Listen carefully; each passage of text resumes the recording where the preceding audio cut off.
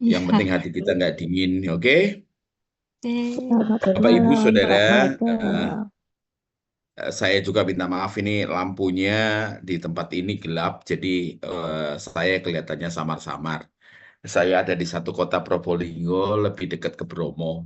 Jadi Bromo dengan Semeru dekat dengan sini karena Bromo, kota Probolinggo, Lumajang itu kota-kota dengan gunung-gunung yang sangat tinggi, ya. Bapak Ibu, tapi saya sedang tidak bicara soal gunung, ya. Jadi saya bicara tentang sail on. Sail on itu berlayar, ya. Jadi kalau kita memasuki tahun 2025, banyak orang kalau di gereja-gereja Indonesia banyak yang bombastis. Apa itu bombastis? Ngomongnya tinggi bahwa tahun ini akan jadi tahun yang baik, tahun ini akan tahun yang berlimpah, tahun ini kita akan berlimpah-limpah luar biasa. Nah, saya berkata, saya tidak menanggapi, saya tidak mengatakan bahwa mereka mungkin ya salah atau menyimpang ya. Tapi saya kembalikan ke firman, firman Tuhan mengatakan kita buka sama-sama ya. Dari pasal 2 dari 2 Timotius 3, 2 Timotius 3 ayat yang pertama. Kita lihat ya 2 Timotius ya. Ya, kita buka ya supaya kita belajar sama-sama. Ini nasihatnya Rasul Paulus kepada Timotius anak rohaninya ya. Jelas dikatakan perikopnya berjudul ya, keadaan manusia pada akhir zaman. Di situ dituliskan ayat pertama ya, dengan jelas ketahuilah. Ini nasihat seorang ayah yang membimbing anaknya. Eh, jadi prepare, jadi artinya mempersiapkan anaknya itu supaya menghadapi tahun-tahun mendatang. Ya, kalau saya mau liburan ke Bali, saya tahu saya pasti akan ngecek di Google ya. Ketika ngecek di Google, saya lihat cuacanya berapa. Ketika saya ngelihat cuacanya saat ini berapa derajat, sama seperti teman-teman tadi katakan, sama dinginnya di Taiwan, Hong Kong, di Makau, sama dinginnya 10 derajat. Tentu kalau saya mau berangkat dari Indonesia, dari Surabaya, mau berangkat ke tempat saudara, saya mesti siap pakaian hangat. Dan ketika kenyataan membaca bahwa itu tempatnya di Taiwan atau di Hong Kong itu dingin, itu bukan berita buruk, tapi memberitahu keadaan yang sebenarnya yang terjadi. Alkitab mencatat secara luar biasa, ya, keadaan ketahuilah bahwa pada hari-hari terakhir. Jadi kalau Alkitab itu, kitab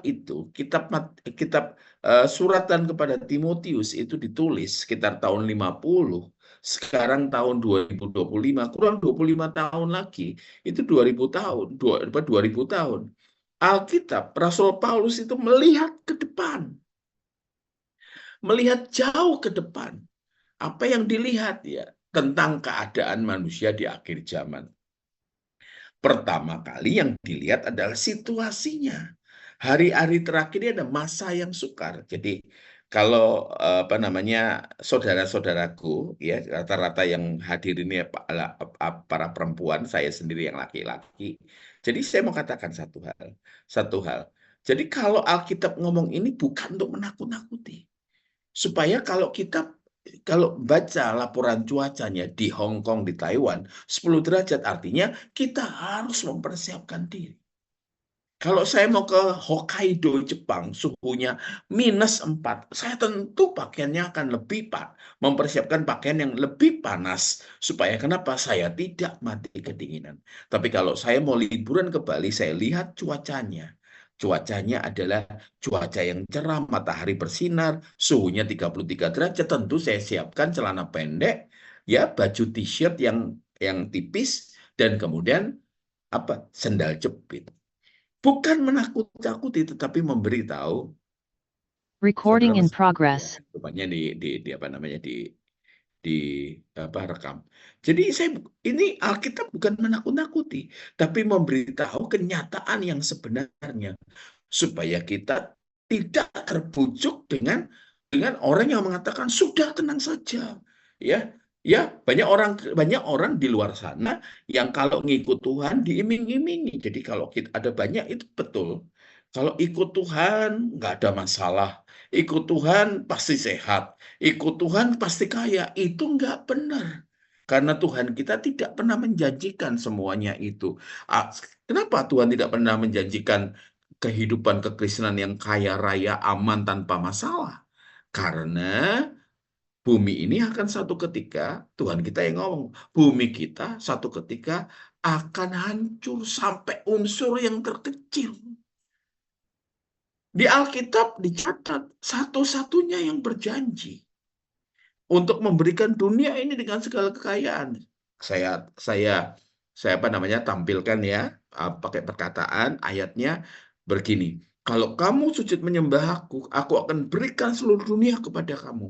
Ini perkataan bukan perkataan Tuhan Yesus, tapi perkataan yang setan mencobai Tuhan Yesus. Kenapa? Bumi ini tidak pernah dijanjikan dengan segala kekayaannya untuk orang percaya. Karena bumi ini akan hancur sampai unsur terkecil. Maka dari itu, untuk orang yang mengasihi Tuhan, Tuhan tidak pernah janjikan dunia ini. Karena dunia ini akan hancur, yang dijanjikan adalah apa? Firman Tuhan. Firman Tuhan mengatakan apa? Ya, yang dijanjikan kepada kita yang percaya kepada Yesus adalah langit baru, bumi baru. Suatu nama lain untuk surga. Makanya kehidupan setelah kematian itulah kehidupan yang sesungguhnya. Jadi kita bersiap-siap untuk itu. Ya, jadi kadang-kala orang, Pak, kedatangan Yesus itu kapan? Ada dua macam. Satu macam bisa yang dia datang ya, dia datang menjemput kita semua yang percaya dari seluruh bumi. Dari seluruh penjuru bumi. Tapi ada juga yang kita mesti belajar sungguh-sungguh. Bisa jadi datangnya bukan menjemput bersama, tapi menjemput secara pribadi. Itu bisa saja pada saat misalnya teman-teman pulang ke Indonesia, di situ dijemput, bisa juga di tempat kita, di mana kita bekerja sekarang. Maka dari itu orang Kristen itu harus bersiap kapan saja. Kapan saja Tuhan panggil, aku siap. Amin. Amin. Ya. Jadi banyak orang berkata, jangan dulu kawin, jangan dulu aku belum kawin, Pak. Lah, makanya ada yang dikatakan standar bahagia. Apa tuh standar bahagia? Orang-orang di Indonesia kalau katakan, wah, udah lulus SMA, sudah masuk ke perguruan tinggi, S1 wisuda, itu bahagia. Padahal banyak orang yang S1, S2, S3 nggak bahagia. Makanya kalau sudah S1, udah sarjana, atau S2, udah master, cari kerjaan. Ketika cari kerjaan, dapat kerjaan itu katanya bahagia. Banyak orang yang kalau kita belajar dari negara tetangganya, Hong Kong, Macau, Taiwan, itu ada Jepang. Banyak orang yang bunuh diri karena pekerjaan. Kenapa? Karena tidak bisa menanggulangi stres. Tadi saya dengar percakapannya contohnya. Ya, Ibu Murtia contohnya mau pakai kamera, pakai lampu, tetapi kenapa? Ya, ada ibunda di sana yang dijaga, ya pintu kamarnya dibuka. Nggak boleh ada cahaya, kan banyak kan seperti itu. Nah, kita kan hidup di negara orang, apalagi bekerja di tempat orang, tinggal di rumah orang, kan kita tidak bisa semau-maunya. Nah, itu yang banyak orang yang kadang-kala nggak tahan. Ibu-ibu yang ada di sini kan sudah melihat teman-teman kita. Ketika kerja di negara orang, di Taiwan, di Hong Kong, di Macau, nggak tahan 1 bulan langsung pulang. Kenapa? Ternyata banyak pekerjaan yang tidak membahagiakan. Banyak orang yang setelah kerja langsung berkata, wah, setelah ini aku menikah. Wah, menikah itu bisa membuat bahagia. Tanya sama teman-teman. Tanya teman-teman, menikah itu bahagia atau timbul masalah baru. Ya, makanya orang, wah, punya target untuk menikah. Padahal menikah itu tidak membuat bahagia. Ya, ingat ya, saya ngomong yang pada umumnya. Jadi setelah menikah, mereka sasarannya apa? Punya anak. Kemudian mereka katakan, kalau punya anak aku bahagia. Coba pertanyaannya. Ya, punya anak satu, punya anak dua, bahagia. Makanya standar bahagia apabila kita mengalami keserupaan dengan Yesus dan hidup kita dipersiapkan untuk bertemu dengan Tuhan Yesus. Saya kemarin ada satu wanita yang saya doakan. Kemarin maaf, 2 hari yang lalu saya mendoakan seorang wanita. Orang wanita lewat telepon ya, orang tersebut di Kota Bandung. Kenapa? Divonis dokter di rahimnya banyak miom. Dan miomnya ini yang termasuk yang golongan tumor yang ganas. Jadi dia mengalami menstruasi selama 1 tahun ya. Dan ada banyak gangguan-gangguan, dokter bilang, dokternya dokter Kristen, katakan ini rahimnya ibu harus diangkat. Umurnya 46 tahun, ya. Umurnya 46 tahun. Terus kemudian belum menikah. Jadi ketika divonis dokter untuk rahimnya diangkat. Kemudian saya dibisi oleh istri saya, mengatakan kenapa? Lu udah 46 tahun, hamil umur 30 tahun ke atas saja sudah berbahaya, apalagi 46. Saya tanya, apakah engkau punya calon suami? Nah, ternyata nggak punya calon suami. Ya, dia sempat marah karena dia sempat marah pada Tuhan karena kehilangan apa? Kehilangan calon suami. Saya katakan pada dia, katakan pada dia, usiamu 46.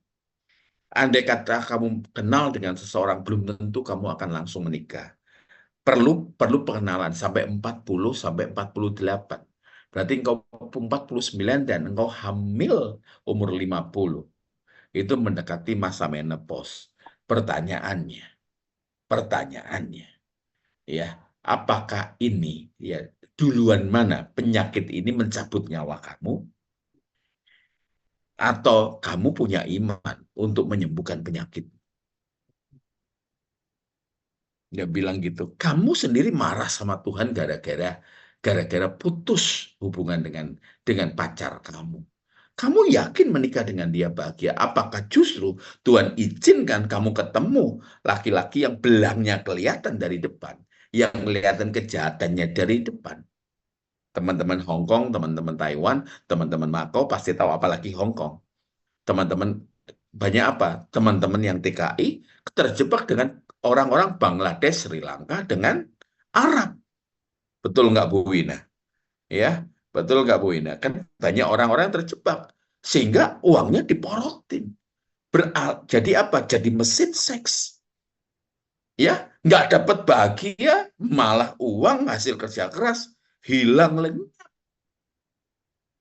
Belum lagi resiko tertular penyakit seksual yang berbahaya.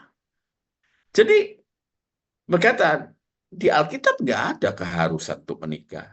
Karena menikah bukan standar bahagia. Yang menikah kalau nggak punya anak, anak bukan standar bahagia. Ya, kenapa? Anak itu berkat Tuhan. Kalau saudara tidak diberkati dengan anak, itu pun saudara memiliki Tuhan, itu cukup. Sampai di sini ucap syukur ya. Ya. Jadi kita melihat perspektifnya tahun 2025, orang bilang, saya cek laporan ekonomi, laporan politik, laporan keamanan, laporan kesehatan. Saya cek dari kantor-kantor berita asing, saya cek dari kantor-kantor berita yang ada di Indonesia. Ya, rata-rata tidak ada yang baik. Rata-rata tidak ada yang baik. Ketika sekarang ibu-ibu, sekarang saudaraku, ada namanya artificial intelligence. Jadi kita bisa ngecek pakai yang mesin pencari yang paling hebat, yang bisa berpikir sendiri. Ketika saya masukkan apakah apa namanya situasi ekonomi tahun 2025, situasi politik 2025, situasi keamanan 2025, situasi kesehatan hampir sama dengan kejadiannya. Artinya kenapa? Kalau kita mau melewati tempat gelap, kita mesti siap minimal. Ya, masih ingat ya flashlight atau senter. Kalau kita akan melewati tempat gelap, kita masih ingat firman Tuhan ini. Tuhan adalah gembalaku. Takkan kekurangan aku. Ada kata-kata selanjutnya, sekalipun aku berjalan dalam lembah kekelaman. Nah, lembah, kalau bahasa Inggrisnya bagus, the valley of death. The valley of death. Tempat itu jarang orang lewat. Tempat itu terduga tidak nyaman. Tempat itu terduga yang dikatakan lembah bayang-bayang maut. Sekalipun aku berjalan di lembah kekelaman. Saya masih ingat ketika saya masih kecil, ketika saya berjalan dengan orang tua saya. Ketika saya lewati tempat yang gelap, ya gelapnya seperti di layarnya Bu Murtiah ini. Nah, ketika lewat itu, ketika di tempat gelap, ketika di tempat terang, saya berjalan jaraknya 1 meter dengan ibu saya. Tapi ketika saya lewat tempat gelap, saya merapat ke ibu saya. Bukan hanya merapat ke ibu saya pegang tangannya. Saya pegang tangannya kuat-kuat, bukan hanya pegang satu. Pegang tangan dua. Orang yang berjalan lembah kekelaman.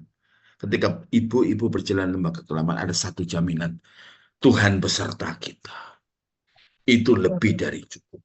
Itu lebih dari cukup. Ibu-ibu yang ada di sini seringkali kita merasa sendiri. Padahal kita nggak pernah menyadari bahwa Tuhan ada dalam hidup kita. Tuhan ada dalam hidup kita. Dia penguasa dalam hidup kita. Semuanya yang terjadi dalam hidup kita di dalam kontrol Tuhan. Di dalam kendali Tuhan. Tidak akan terjadi tanpa kontrol Tuhan. Ada yang berkata dalam Alkitab berkata, sehelai rambut jatuh itu pun harus terjadi atas seizin Tuhan. Nah, tadi pagi kalau orang Jawa ngomong surian itu jatuhnya berapa? Itu tidak akan terjadi tanpa izin Tuhan. Ya, jadi percayalah sungguh-sungguh kalau lihat wah semuanya kok buruk.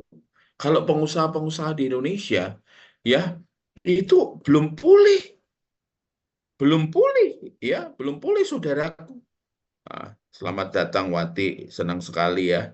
Sorry saya terlambat baginya. Saya pas jam 9. Ya. Orang-orang melihat Indonesia itu melihat dengan apa? Dengan pesimis. Kenapa? Kita belum pulih dari masalah ekonomi akibat pandemi. Selama 3 tahun dari tahun 2, kalau di China 2019 akhir, di Indonesia April 2020 saya ingat sekali karena setelahnya April, Juni teman saya banyak mati. Ya, bulan Juli sampai bulan Desember itu teman saya banyak mati. Jadi makanya saya ingat, kita itu beberapa pengusaha ngomong, tidak mencat orang saja, sudah untung. Ya, tidak dapat keuntungan tipis untuk bisa dimakan menikmati sedikit kenyamanan itu sudah untung. Apalagi ya keuntungan besar. Jadi kalau di Indonesia rencana pemerintah atau sudah jalan bahkan beberapa PPN-nya 12%, pajak pertambahan nilainya, pajaknya kalau beli barang ketambahan 12%. 10% saja para pengusaha sudah ngap-ngapan atau setengah mati, apalagi 12%. Bapak Ibu, ya Bapak Ibu, kok malah Bapak Ibu, ya bapaknya hanya saya. Ya, kita mesti siap ketika melihat kenyataan. Alkitab ngomong bahwa akan datang masa yang sulit. Jadi, kalau silakan ya baca lebih lanjut ini indah. Manusia akan mencintai dirinya sendiri. Nah, yang dikasih itu aku. Jadi jangan heran kalau masa ini kata-kata banyak yang ya iPhone, ya selfie, self, ya saya, self itu aku. Jadi banyak yang egosentris. Banyak orang kalau kita baik dengan orang, ya belum tentu akan kembali. Jadi kalau kita berbuat baik, ya berbuat baik saja. Yang kita lakukan buat Tuhan. Bukan kita lakukan kalau istilahnya bagus ya. Istilahnya bisa dihafal. Kasih yang transaksional. Kalau saya baik sama orang, kita berharap orang baik pada kita. Itu transaksional. Kasih yang seperti dagang. Kalau kita ngasih 10, kita berharap dapat 20. Itu dagang, bukan kasih. Kalau kasih itu seperti Tuhan. Yang memberi, kita beri buat Tuhan. Kalau kembali puji Tuhan, kalau nggak kembali ya puji Tuhan. Jadi kalau bahasa Jawanya nggak ada kata ngundat.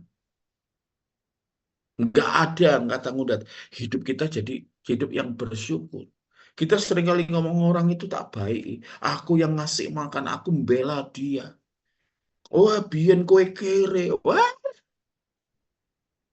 nggak usah kita lakukan buat Tuhan. Jangan melakukan perbuatan baik. Wah, aku nabur. Suatu ketika Tuhan yang kembalikan. Karena Tuhan berutang pada saya. Nggak ada. Nggak boleh ada. Ya, nggak boleh ada. Kita lakukan dengan tulus buat Tuhan. Banyak orang nggak sadar kalau memberi apa, memberi apa, memberi segelas air saja kepada orang yang membutuhkan. Jangan-jangan kita menjamu malaikat. Jangan-jangan artinya apa? Bukan malaikat sungguhan turun, tetapi kita menjamu seseorang yang hidup kita mulia. Makanya banyak orang Kristen gagal di sini. Saya satu ketika selesai ibadah di tempat yang banyak ratusan orang, ibadah satu, ibadah dua, seperti biasa kalau ibu-ibu lihat saya di YouTube itu banyak sekali cari aja yang update pasti dapat. Ya, ketika saya khotbah sungguh-sungguh mengenai kekristenan yang harus mengalami keserupaan dengan Yesus. Ketika makan siang, saya makan siangnya sendiri. Memang saya makan siangnya mau sendiri. Saya datang di situ, kemudian saya diantar ke sebuah mall. Dan saya makan di mall itu sendiri. Mau masuk ke tempat itu saya antri. Dari antri sampai tempat duduk. Itu 30 menit, cukup lama. Untung ibadahnya sore. 30 menit.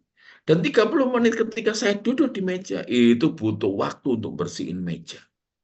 Restorannya restoran yang bagus. Kemudian ketika saya pesan, itu pun lama. Jadi dari saya masuk sampai saya dapat makanannya, itu sekitar hampir 1 jam, nggak sampai 1 jam. Tapi saya lihat ada waiter, ada pelayanan, ada pelayan di sana yang senyum-senyum. Ingat ya, firman Tuhan mengatakan apa yang ingin orang lain perbuat bagimu, perbuatlah juga demikian. Jadi ya, makanya ketika saya kenal jelas firman Tuhan itu, makanya ketika saya melakukan sesuatu, saya lakukan buat Tuhan. Sungguh-sungguh, bukan apa yang ingin saya perbuat apa yang saya perbuat bagimu, perbuat juga demikian. Tapi saya naik satu tingkat. Ya, saya perbuat untuk Tuhan. Saya duduk dan kemudian saya berdoa, saya makan. Sementara pelayan tersebut membawa pesanan saya. Dia tanya, Pak, Bapak Pak Michael Sony ya? Oh iya, saya senyum. Bapak khotbah di gereja ini ya tadi pagi? Oh iya, saya hadir di ibadah pertama. Sorry, saya hadir di ibadah pertama, betul. Ya, rupanya Bapak benar sesuai dengan khotbah Bapak. Jadi kalau orang Jawa ngerti ya, gajah dibelangkoni. Iso khotbah ora iso nglakoni ya. Bu Lisa nggak tahu artinya ya. Ya, bisa khotbah tapi nggak bisa menjalankan apa yang dikhotbahkan. Ya, iso khotbah ora iso nglakoni. Gajah dibelangkoni. Gajah pakai belangkon, Bu Lisa. Ya, jadi artinya kenapa nggak bisa? Banyak kita ngomong luar biasa mengenai kekristenan. Tetapi prakteknya itu kita bisa diidentifikasikan sebagai seorang pengikut Yesus. Saudara masih bersama saya. Amin. Jadi ketika itu Pak Sony, saya lagi ada di gereja itu tadi pagi dengar Pak Sony khotbah mengenai kata tolong, terima kasih, maaf, dan Pak Sony melakukannya kami ngamati. Biyuh, bayangkan kalau saya melakukan tindakan yang salah, yang oposit, yang berlawanan dengan isi khotbah saya tadi pagi. Saya sudah jadi batu sandungan. Pasti saya sudah jadi batu sandungan untuk orang yang mendengarkan ketika melihat kelakuan saya. Jadi kekristenan itu nilainya tinggi. Jadi apa? Jadi tolok ukur. Kalau bahasa Inggrisnya jadi benchmark. Jadi ukuran pasti. Makanya kekristenan itu bukan agama. Bahkan tidak di Rancang untuk agama. Kekristenan itu adalah apa? Yang tertinggi, keserupaan dengan Yesus. Prosesnya itu lama, Bapak Ibu. Ya, kok pakai Bapak lagi. Prosesnya itu lama. Itu seumur hidup. Makanya banyak orang yang sudah dibaptis, tapi kelakuannya, maaf, kayak setan. Mulutnya kayak setan. Kenapa? Karena dibaptis hanya untuk syarat jadi anggota gereja. Syarat untuk kawin. Makanya saya nasihatkan untuk perempuan-perempuan. Kalau ketemu yang belum menikah nih, yang ketemu orang di gereja, jangan percaya kalau dia Kristen. Orang Kristen, orang Kristen, kawin satu agama saja harus dipikirkan.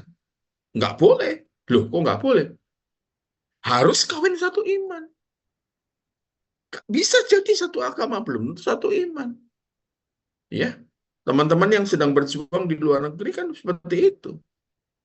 Ya, ya belum berat. Ya istilahnya kenapa? Kita di medan pertempuran, ya medan pertempuran tempat kita kerja.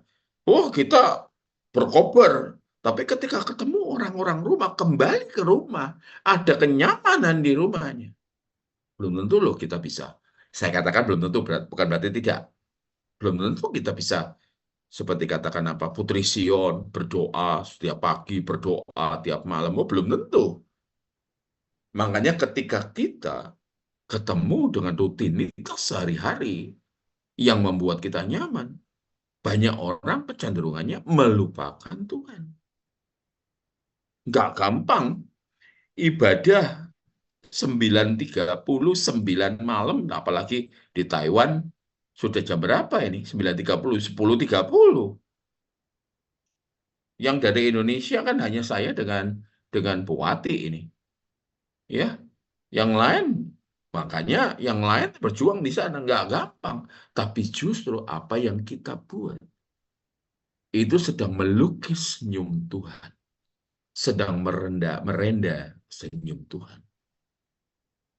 Ya, jadi tetaplah sukacita walaupun orang bilang tadi saya dengar kata di Indonesia sudah ada puting beliung ya. Ada sebenarnya sama dengan yang terjadi typhoon itu, tapi dalam skala yang beda karena daerahnya beda. Kalau di orang teman-teman di Hong Kong ya, di Hong Kong sama Taiwan, wah, itu langganannya typhoon kan? Ya udah pernah minimal kalau sudah tinggal di sana setahun udah berasa tuh typhoon orang-orang siap-siap semua belanja macam-macam dan tiba-tiba satu kota lenyap. Satu kota senyap maksudnya. Kenapa typhoon? Kalau ada pemberitaan dari pemerintah ada typhoon, itu bukan kabar buruk, tapi supaya kita bersiap. Sampai sini ngerti? Sampai sini ngerti? Jadi perkataan makin istilahnya kenapa? Bumi ini kalau kita baca Matius 24 ayat 8. Mulai dari ayat 1 itu ngomong apa? Gempa bumi, perang, ada kelaparan, sesuatu yang buruk. Itu Tuhan Yesus ngomong mengenai Tuhan Yesus ngomong pada tahun 30. Sekarang tahun 2026. Ya, kurang 4 tahun lagi 2000 tahun tuh umurnya ayat itu. Ya, jadi katakan ayat 8 itu baru permulaan zaman baru. Itulah baru penderitaan menjelang zaman baru. Permulaan penderitaan menjelang zaman baru.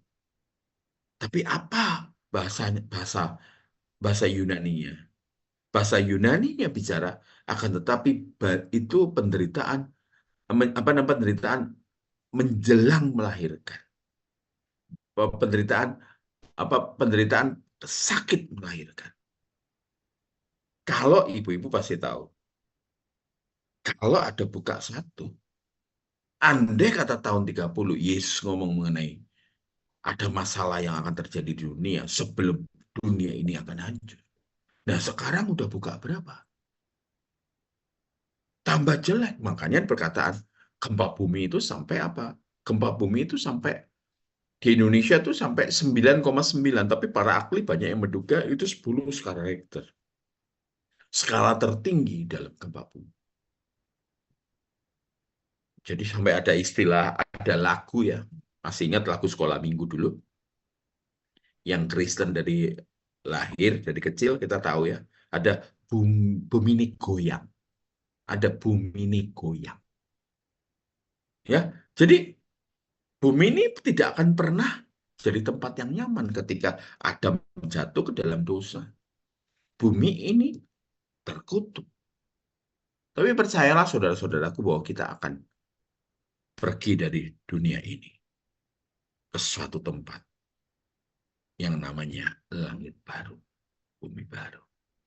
Jadi sukacita menghadapi hidup dengan penyertaan Tuhan, sekalipun aku berjalan dalam lembah kegelapan, aku tidak takut bahaya. Nah, ini penting. Sebab engkau besertaku. Di dalam Matius ada perkataan sebelum Yesus pamitan kepada murid-muridnya. Murid-muridnya disuruh pergi ke seluruh dunia, memberitakan Injil dan menjadikan semua bangsa murid Tuhan. Yesus berkata, ketahuilah, sama dengan Matius, sama dengan Mazmur 23.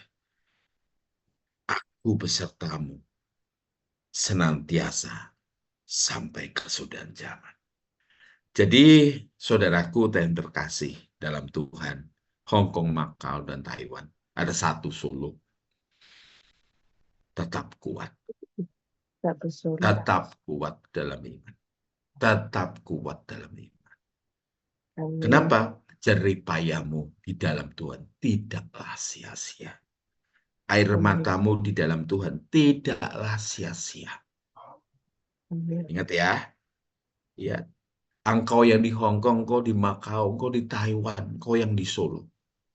Ya, hatimu itu melekat pada Tuhan, engkau dekat dengan surga. Ya. Jadi semangat, berjuang, mengucap syukur. Kalau nggak tahu nih Pulisa ngerti atau enggak nih, ya. Apa namanya, Alan ngerti nggak saya katakan? Ojo ngresullah. Ya, bersukacita senantiasa, jangan mengeluh. Ya, Tuhan berkati. Salam saya buat sahabat-sahabat yang ada di sana. Bagikan berkat ini. Tetap kuat dalam Tuhan. Tuhan berkati dan selamat malam. Amin. Ya, saya langsung doa berkat Bapak Ibu. Berkat Ibu-Ibu.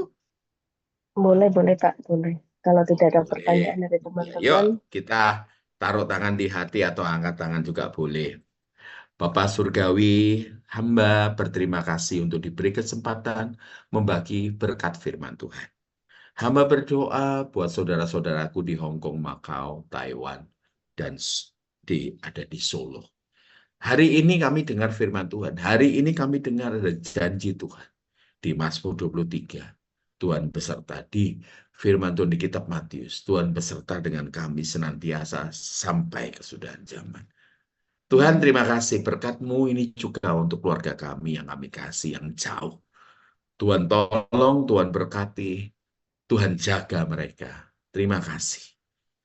Kami selesai ibadah pada malam hari ini. Kiranya berkat dari Bapa, kasih dari Tuhan Yesus Kristus, dan pertolongan dari Roh Kudus penuh atas kami semua. Amin. Amin. Selamat malam semuanya. Tuhan berkati. Saya kembalikan kepada Bu Lisa. Selamat malam. Terima kasih Kak Sony. Ya. Ya. Terima Ya, udah kasih. lesu ya. Udah lesu ya. Udah habis baterainya. Maaf. Saya izin selesai ya Bu Lisa. Iya, Pak.